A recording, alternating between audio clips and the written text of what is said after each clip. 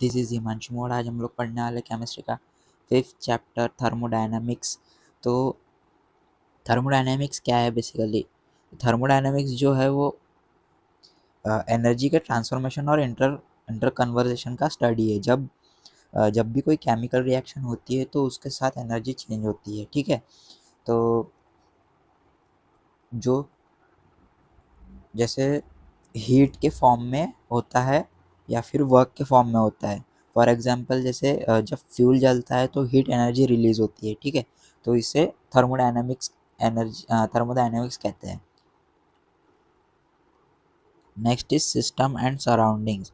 System जो the system universe का वो पार्ट होता है जिसमें जिसमें स्टडी के लिए चूज करते हैं, और सराउंडिंग में सिस्टम के अलावा बाकी सब कुछ आता है, ठीक है।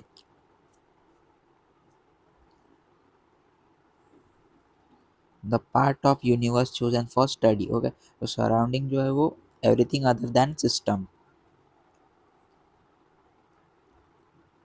टाइप्स ऑफ सिस्टम क्या होते हैं? Open system exchange both matter and energy.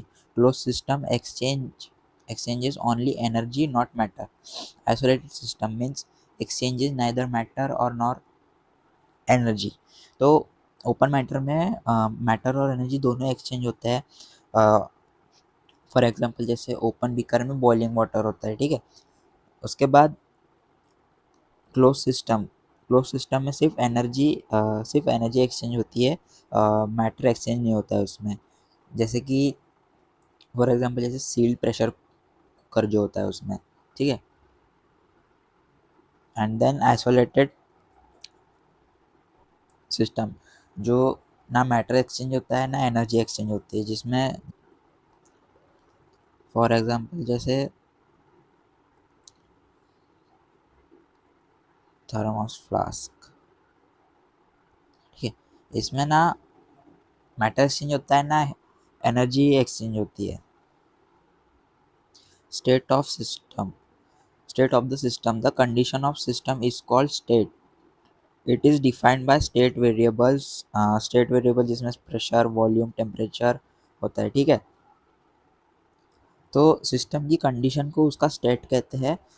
कुछ वेरिएबल्स से डिफाइंड होती है जिसे स्टेट वेरिएबल कहते हैं, और स्टेट वेरिएबल जो होते हैं वो प्रेशर वॉल्यूम एंड टेम्परेचर होता है। और जो कंपोजिशन होता है वो कंपोजिशन, अगर इनमें से कोई एक भी चेंज होता है तो सिस्टम का स्टेट चेंज हो जाता है, ठीक है। तो इसको कंपोजिशन कहते हैं। Next is thermodynamic properties. First intensive properties, then extensive properties. तो इंटेंसिव प्रॉपर्टीज में क्या होता है कि इंटेंसिव प्रॉपर्टी ये प्रॉपर्टी सब्सटेंस की अमाउंट पर जो सब्सटेंस है उसके अमाउंट पर डिपेंड होता है ये, ठीक है। डिपेंड नहीं करता है, सॉरी। सब्सटेंस की जो अमाउंट है सब्सटेंस की अमाउंट पे ये डिपेंड नहीं करता है, ठीक है।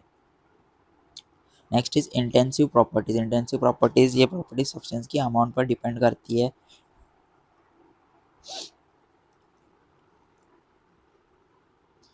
फॉर एग्जांपल जैसे मास, वॉल्यूम, देन इंटरनल एनर्जी। ये जो है ये सब्सटेंस की प्रॉपर्टी सब्सटेंस की अमाउंट पर डिपेंड करती है ये सब चीज़ें, ठीक है।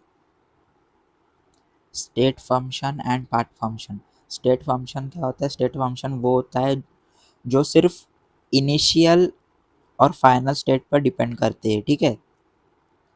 और पाथ पर डिपेंड नहीं होता है वो, ठीक है।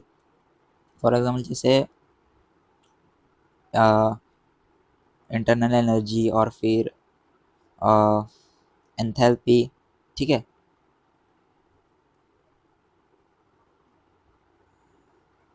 तो इस पे ये डिपेंड नहीं होता है, ये पाथ पर डिपेंड नहीं होता है ये। और next is path function. Path function क्या होता है? वो पाथ पर डिपेंड करता है, जो पाथ पर डिपेंड करता है, जैसे कि हीट हो गया और वर्क हो गया। तो ये जो चीज़ है वो पाथ पर डिपेंड करती है। Next is thermodynamic process. Types of processes इन्हें आइसोथर्मल, आइसोबैरिक, आइसोक्लोरिक और डायबिटिक और साइक्लिक, ठीक है।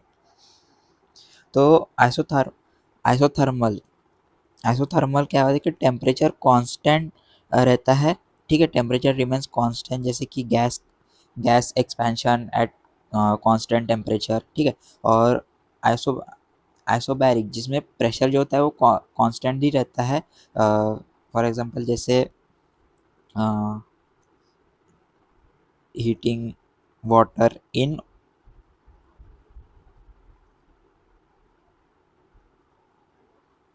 ओपन वेसल, ठीक है। नेक्स्ट इज आइसोक्लोरिक वॉल्यूम जिसमें वॉल्यूम जो है वो कांस्टेंट ही रहता है, वॉल्यूम जो है वो कांस्टेंट रहता है, जैसे कि गैस, फॉर एग्जांपल जैसे gas in rigid container, okay. तो नेक्स्ट इज डायबिटिक जिसमें हीट एक्सचेंज नहीं होती है उसमें, ठीक है, हीट एक्सचेंज नहीं होती, फॉर एग्जांपल रैपिड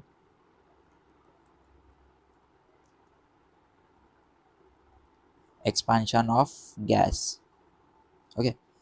तो नेक्स्ट इज साइक्लिक जिसमें इनिशियल और फाइनल स्टेट जो होते हैं वो सेम होते हैं, ठीक है, initial and final state are equal. For example जैसे कैरनट जो साइकिल होती है, ठीक है, उसमें इनिशियल और फाइनल स्टेट जो सेम एक्ट करती है, सेम रहती है। इंटरनल एनर्जी जो total energy of a system, it includes kinetic potential energy, change in internal energy occurs during a process. यानी इंटरनल एनर्जी सिस्टम की टोटल एनर्जी होती है जिसमें काइनेटिक एनर्जी और पोटेंशियल एनर्जी दोनों इंक्लूड होते हैं। और जब सिस्टम प्रोसेस जो है वो अंडरगो होते हैं, तो इंटरनल एनर्जी चेंज होता है, ठीक है। Next is heat and work. Heat heat जब टेम्परेचर डिफरेंस की वजह से एनर्जी ट्रांसफ़र होती है ट्रांसफ़र होता है। हीट क्या है कि energy transfer due to temperature difference, तो टेम्परेचर डिफरेंस के वजह से एनर्जी जो होती है वो ट्रांसफ़र होती है। Next is work. वर्क जो फोर्स और डिस्प्लेसमेंट के थ्रू एनर्जी ट्रांसफ़र होता है, फोर्स और डिस्प्लेसमेंट के थ्रू एनर्जी जो है वो ट्रांसफ़र होती है। साइन ऑफ कन्वेंशन जैसे heat absorb, heat release and work done by the system, जैसे कि हीट अब्जॉर्ब जब सिस्टम हीट लेता है सराउंडिंग से, तब जो हीट होती है वो पॉजिटिव होती है, ठीक है। और जब हीट रिलीज होती है तो जब हीट रिलीज होती है तब हीट नेगेटिव हो जाती है। और उसके बाद जब सराउंडिंग से जब सराउंडिंग सिस्टम पर वर्क करती है तो तब वर्क पॉजिटिव हो जाता है उसमें, जैसे कि जैसे गैस को कंप्रेस करना, ठीक है। उसके बाद जब सिस्टम सराउंडिंग पर वर्क करता है तो तब वर्क जो होता है वो नेगेटिव होता है, जैसे गैस का एक्सपांड होना। First first law of the thermodynamics. तो energy can neither be created not destroyed, only it can only be transformed. For जैसे कि एनर्जी ना क्रिएट होती है ना डिस्ट्रॉय होती है, सिर्फ एक फॉर्म से दूसरी फॉर्म में कन्वर्ट होती है, जैसे कि यूनिवर्स की टोटल एनर्जी कांस्टेंट रहती है, ठीक है। तो मैथमेटिकली फॉर्म क्या है इसका कि इंटरनल एनर्जी का चेंज हीट ऑब्जॉर्ब और हीट ऑब्जॉर्ब करना है या फिर work work done on system, ठीक है। इंटरनल एनर्जी में चेंज हीट और वर्क दोनों की वजह से होता है। स्पेशल केसेस जिसमें आइसोक्लोरिक प्रोसेस होता है और डायबैटिक प्रोसेस होता है, साइक्लिक प्रोसेस होता है, ठीक है। तो आइसोक्लोरिक प्रोसेस जिसमें जिसमें जो है वॉल्यूम कांस्टेंट रहता है, ठीक है, वॉल्यूम जो होता है कांस्टेंट रहता है, नो कंपेंशन कंप्रेशन होता है, इसलिए वर्क डन जो होता है वो ज़ीरो होता है। ठीक है, जब जब भी हीट अब्जॉर्ब या रिलीज होती है वह इंटरनल का एक्सचेंज होता है। ठीक है, फॉर एग्जांपल जैसे गैस को सील्ड रिजिड कंटेनर में हीट करना। नेक्स्ट इज अडायाबैटिक, जो जिसमें हीट एक्सचेंज नहीं होती और सिस्टम और सराउंडिंग के बीच हीट का एक्सचेंज नहीं होता है, इसलिए जो हीट होती है वो ज़ीरो होती है उसमें, इसलिए इंटरनल एनर्जी चेंज सिर्फ वर्क की वजह से होता है। Next is cyclic process. Cyclic process में क्या होता है कि सिस्टम वापस इनिशियल स्टेट में आ जाता है, तो इनिशियल और फाइनल स्टेट जो होता है वो ज़ीरो होता है। ठीक है, तो जो हीट सिस्टम अब्जॉर्ब करता है वही वर्क के फॉर्म में बाहर चले जाता है। या फॉर एग्जाम्पल जैसे कि मैं एग्जांपल दे दूँ इसका, हीट इंजन। ठीक है, हीट इंजन जो हीट सिस्टम के अब्जॉर्ब करते ही वह करता है और वह उसी के साथ वर्क के फॉर्म में भी बाहर चले जाता है। So first law of thermodynamic energy conservation को एक्सप्लेन करता है और कहता है कि इट एक्सप्लेन कि इंटरनल एनर्जी का चेंज हीट और वर्क के सम के बराबर होता है। Enthalpy what is enthalpy? Enthalpy जो होती है वो एंथैल्पी सिस्टम के हीट कंटेंट होता है जब प्रेशर कांस्टेंट, जब जो प्रेशर होता है वो कांस्टेंट रहता है, और एंथैल्पी चेंज को डेल्टा एच के इससे रिप्रेजेंट किया जाता है। Enthalpy change in reactions.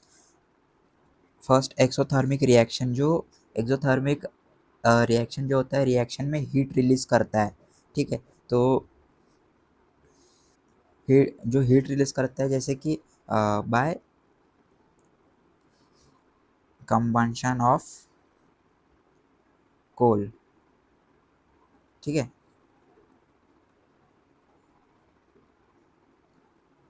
Next is endothermic. Endothermic reaction, जो रिएक्शन में हीट अब्जॉर्ब होती है उसमें। ठीक है, और उसका जो फॉर एग्जांपल जिसमें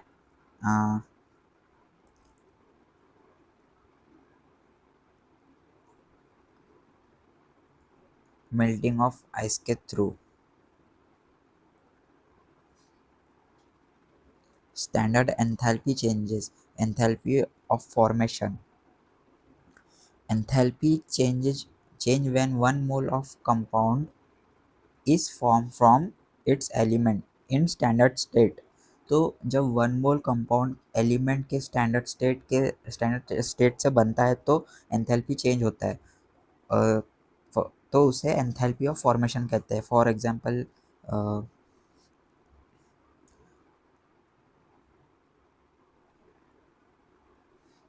फॉर्मेशन ऑफ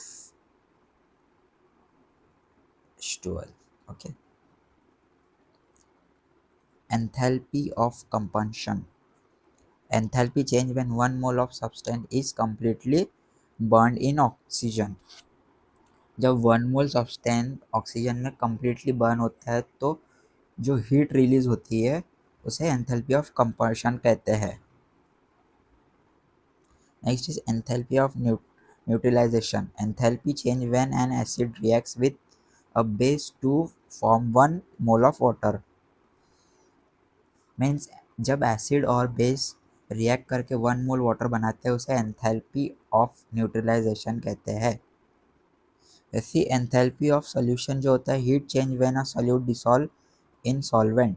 जब सॉल्वेंट जब सॉरी सॉल्यूट जब सॉल्वेंट में डिसॉल्व होता है तो जो हीट चेंज होता है उसे एंथैल्पी ऑफ सॉल्यूशन कहते हैं। Okay, Hess's law of constant heat of summation.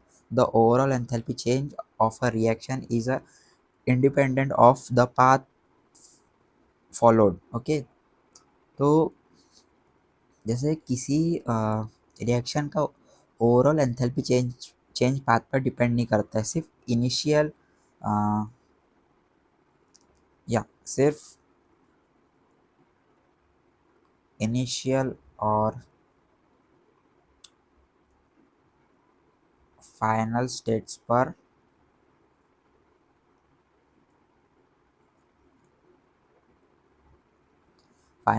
Depend करता है। फॉर एग्जांपल जैसे कार्बन जो है, कार्बन का ऑक्सीडेशन एक स्टेप या मल्टीपल स्टेप में हो, तो जैसे डेल्टा एच, जिससे डेल्टा एच जो जो डेल्टा एच रहेगा वो सेम रहेगा। Next is entropy. Entropy measure of disorder और randomness of a systems. Entropy system के डिसऑर्डर या रैंडमनेस का एक मेजर होता है, जो जिसमें ट्रेंड्स जो होते हैं वो सॉलिड, लिक्विड और गैस होते हैं। जो सॉलिड जो होता है वो लेस देन लिक्विड होता है, एंड लिक्विड जो होता है लेस देन गैस होता है। ओके, तो ये टेम्परेचर इंक्रीज होने पर एन एंथ्रोपी इंक्रीज होता है इसका, ठीक है। जब टेम्परेचर जो होता है वो इंक्रीज होता है, फिर उसके बाद एंथ्रोपी भी उसका इंक्रीज होता है।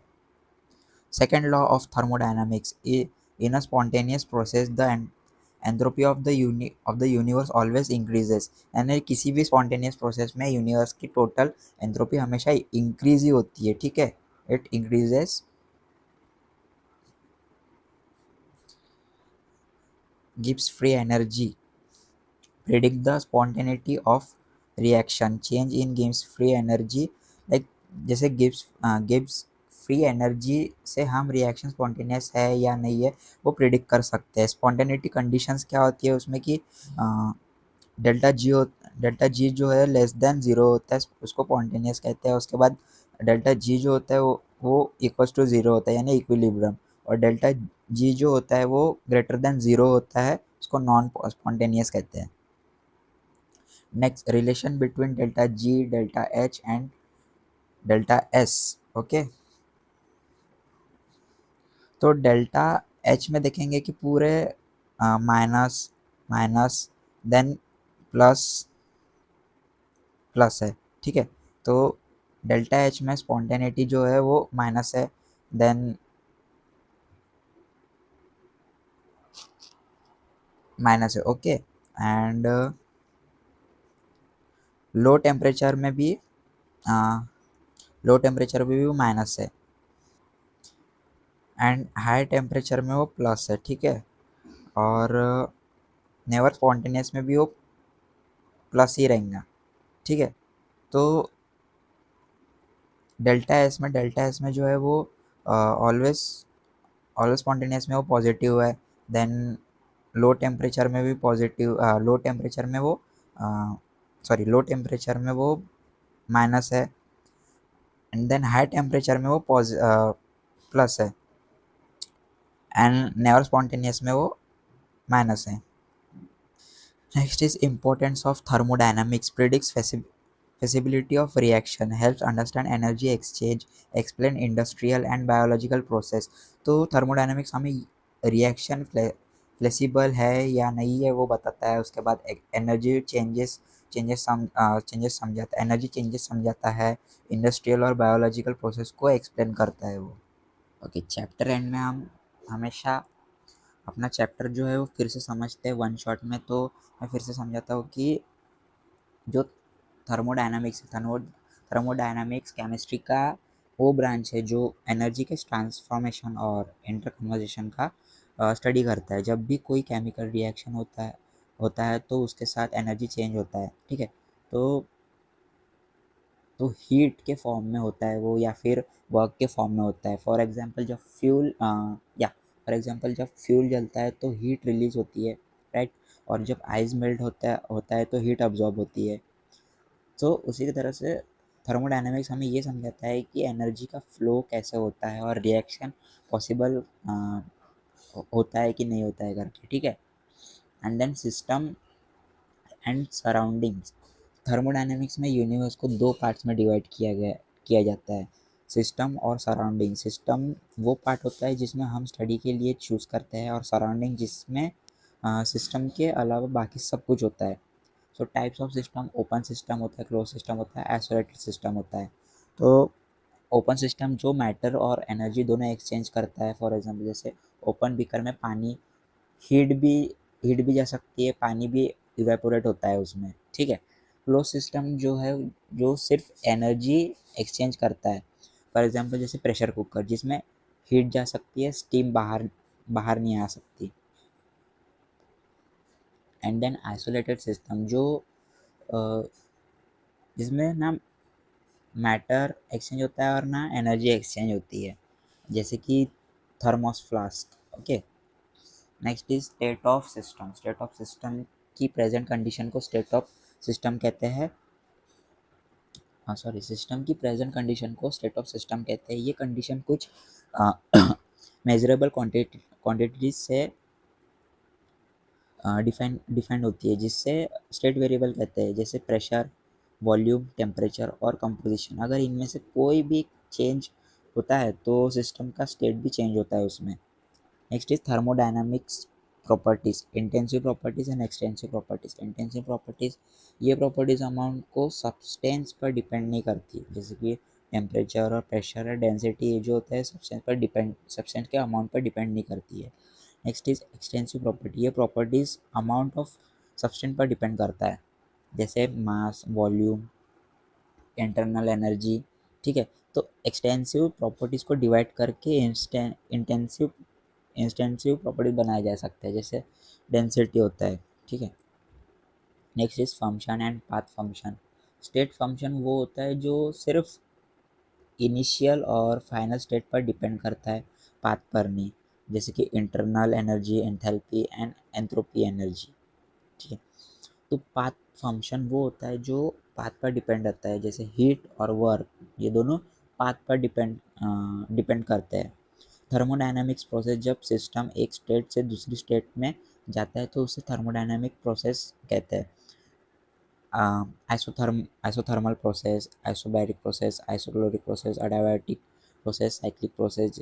तो थर्मल प्रोसेस में टेम्परेचर कांस्टेंट रहता है, आइसोबैरिक प्रोसेस में प्रेशर कांस्टेंट रहता है, और आइसोक्लोरिक प्रोसेस में वॉल्यूम कांस्टेंट रहता है। एडियाबैटिक प्रोसेस में हीट एक्सचेंज नहीं होता है। साइक्लिक प्रोसेस में इनिशियल और फाइनल स्टेट सेम होती है उसमें।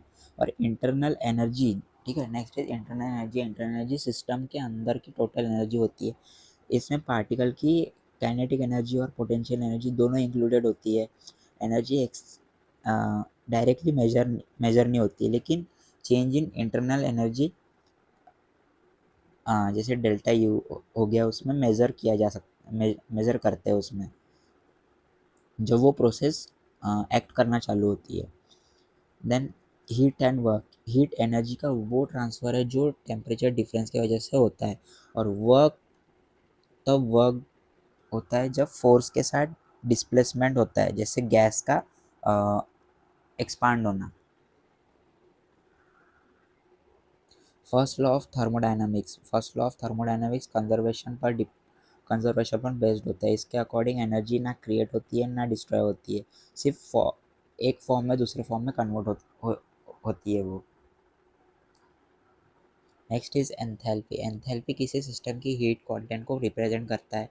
प्रेशर कांस्टेंट होता है, क्योंकि ज़्यादातर chemical reaction constant atmospheric pressure पर होता है, तो इसलिए एंथैल्पी बहुत एंथैल्पी को एच से डिनोट करते हैं, और एंथैल्पी में चेंज को डेल्टा एच कहते हैं। और अगर रिएक्शन के दौरान रिएक्शन के प्रोसेस के दौरान हीट रिलीज होती है तो डेल्टा एच नेगेटिव होता है, और अगर हीट ऑब्जॉर्ब होती है तो डेल्टा एच पॉजिटिव होता है। इसलिए एंथैल्पी हमें ये बताती है कि रिएक्शन हीट के पॉइंट ऑफ व्यू से कैसा है करके। Next is enthalpy change in reaction. जब कोई केमिकल रिएक्शन होता है तो एंथैल्पी चेंज होता है। अगर रिएक्शन के दौरान हीट बाहर निकलती तो उस रिएक्शन को एक्सोथर्मिक रिएक्शन कहते हैं, और उसमें डेल्टा एच जो होता है वो लेस देन ज़ीरो होता है। फॉर एग्जांपल कंबशन रिएक्शन, जैसे कोल या पेट्रोल जलना, या एक्सोथर्मिक जलना, तो एक्सोथर्मिक होता है उसमें। एक्सोथर्मिक कहते हैं उसे। अगर रिएक्शन के दौरान हीट अब्जॉर्ब होती है तो रिएक्शन एंडोथर्मिक रिएक्शन होती है, ठीक है, जिस उसमें डेल्टा एच जो होता है वो ग्रेटर देन ज़ीरो होता है। और फॉर एग्जांपल फोटोसिंथेसिस एक एंडोथर्मिक प्रोसेस है जिसमें प्लांट सनलाइट एब्जॉर्ब करता है, right. Then standard enthalpy changes, जिसमें स्टैंडर्ड एंथैल्पी चेंजेस को कंडीशन दिया गया है, जैसे कि 1 बाय प्रेशर और फिक्स टेम्परेचर पर डिपेंड किया जाता है। एंथैल्पी ऑफ फॉर्मेशन, जिसमें वो एंथैल्पी चेंज होता है जब 1 मोल कंपाउंड अपने एलिमेंट से उनके स्टैंडर्ड स्टेट में बनाता है। एंथैल्पी ऑफ कंबशन, जिसमें डेल्टा एच वो सॉरी एंथैल्पी ऑफ कंबशन, जिसमें वो एंथैल्पी चेंज होता है जब 1 मोल सब्सटेंस ऑक्सीजन में कंप्लीटली बर्न होता है। ये हमेशा एक्सोथर्मिक होता है। और एक्सोथर्मिक ऑफ न्यूट्रलाइजेशन तब होती है जब एक एसिड और एक बेस रिएक्ट करके 1 मोल वाटर बनता है। और एंथैल्पी ऑफ सॉल्यूशन जब वो हीट चेंज होता है जब कोई सॉल्यूट सॉल्वेंट में डिसॉल्व होता है, राइट। तो हेस लॉ ऑफ कांस्टेंट हीट सबमर्शन, यानी हेस लॉ कहता है कि किसी रिएक्शन का टोटल एंथैल्पी चेंज पाथ पर डिपेंड नहीं करता, चाहे रिएक्शन एक स्टेप में हो या कई स्टेप में हो। ओवरऑल डेल्टा एच सेम रहता है। इसका रीज़न ये है कि एंथैल्पी एक स्टेट फंक्शन है। हेस लॉ का यूज़ हम अननोन एंथैल्पी चेंजेस कैलकुलेट करने के लिए यूज़ करते हैं, स्पेशली जब डायरेक्ट मेजरमेंट पॉसिबल ना हो तो। Next is entropy. एंथ्रोपी सिस्टम के अंदर रैंडमनेस या डिसऑर्डर का मेजर होता है। जितना ज़्यादा डिसऑर्डर उतनी ज़्यादा एंथ्रोपी, ठीक है। तो सॉलिड स्टेट में पार्टिकल फिक्स पोजीशन पर होते हैं, इसलिए एंथ्रोपी सबसे कम होती है। लिक्विड में थोड़ी ज़्यादा होती है, गैस में सबसे ज़्यादा होती है, इसलिए एंथ्रोपी का ऑर्डर होता है सॉलिड, हाँ, solid less than liquid less than gas. तो टेम्परेचर बढ़ने पर पार्टिकल की मूवमेंट बढ़ती है, जिससे एंथ्रोपी भी इंक्रीज हो जाती है उसमें। Then second law of thermodynamics. Second law के अकॉर्डिंग कोई भी स्पॉन्टेनियस प्रोसेस तभी होता है जब यूनिवर्स की टोटल एंथ्रोपी इंक्रीज होती है। इसका मतलब ये है कि नेचुरल प्रोसेस हमेशा डिसऑर्डर की तरफ जाता है। और अगर किसी प्रोसेस में सिस्टम की एंथ्रोपी कम हो रही है तो सराउंडिंग की एंथ्रोपी उतनी ज़्यादा इंक्रीज होती है कि ओवरऑल यूनिवर्स की एंथ्रोपी बढ़ बढ़ सकती है करके। Next is Gibbs free energy. Gibbs free energy reaction की स्पॉन्टेनिटी प्रेडिक्ट करने के लिए यूजुअली यूज़ होती है। गिब्स फ्री एनर्जी को गिब्स फ्री एनर्जी चेंज को डेल्टा जी से डिनोट करते हैं। और अगर डेल्टा जी नेगेटिव हो तो रिएक्शन स्पॉन्टेनियस होती है। अगर डेल्टा डेल्टा जी ज़ीरो हो तो सिस्टम इक्विलिब्रियम होता है, राइट। और अगर डेल्टा जी पॉजिटिव हो तो स्पॉन्टेनियस नहीं होता है, इसलिए डेल्टा जी रिएक्शन के फिजिबिलिटी फेसिबिलिटी का बेस्ट क्राइटेरियन होता है।